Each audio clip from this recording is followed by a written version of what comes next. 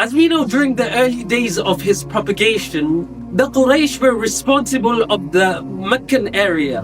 They were responsible for the economy. They were responsible for the tourism. They were the authority of that area. And Muhammad sallallahu alaihi wasallam, he began propagating his message of oneness of Allah, of honesty, of truthfulness, of equality. And these Quraysh, they felt threatened by that. That this Muhammad, his followers are increasing, they're increasing. So they got together one day and they decided, we're going to select one individual from within us who will be able to go to this Muhammad, who will be able to decipher what kind of magician, what kind of sorcerer, what kind of poet he is. So they all sat together and they selected Utbah bin Rabi. So they said to themselves, this individual Muhammad, قَدْ شَتَّتَ أَمْرَنَا. Whatever we had going, he's ruined it. وَفَرَّقَ جَمَاعَتَنَا. That he's caused fractions between our groups. More people are going to him. So then they sent this Utbah, he goes to the Prophet ﷺ. And the reason why he wanted to go, he said, okay, what we're going to do, let's try buying him up. We'll bribe him. So he went to the Prophet ﷺ and he said, أَأَنْتَ خَيْرٌ أَمْ عَبْدُ اللَّهِ. Are you better or is your father better? أَأَنْتَ خَيْرٌ أَمْ عَبْدُ مُنَا. Are you better or is your great-grandfather better? The Prophet ﷺ, he said, quiet. Then he said, هَلْ أَنْتَ فَرَّقْتَ. Have you finished with your message? Then he began reading the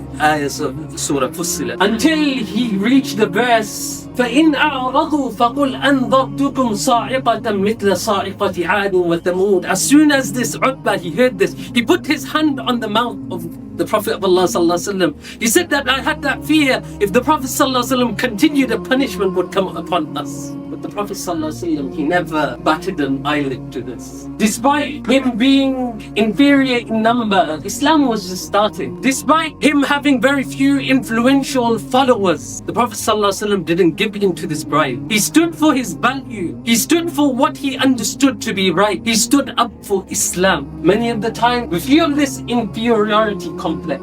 We feel that because we're small in number, that we need to give in. Our voices do not need to be heard. Our lives do not mean anything. But the Prophet ﷺ, he stood up for truth. He stood up for justice. He stood up for what is right. And Allah subhanahu wa ta'ala, he says in the Quran, whatever is wrong will always be wrong. Murder, injustice, stealing will always be wrong, no matter the time, the period. He says, قُلْ لَا يَسْتَوِي الْخَبِيثُ وَالطَّيِّبُ وَلَوْ أَعْجَبَكَ كَثْرَةُ الْخَبِيثِ. Evil can never be the same as tayyib. Even if the evil is widespread, even if the whole world is doing it, khabith is still khabith. Evil is still evil. Sin is still sin. Wrong is still wrong.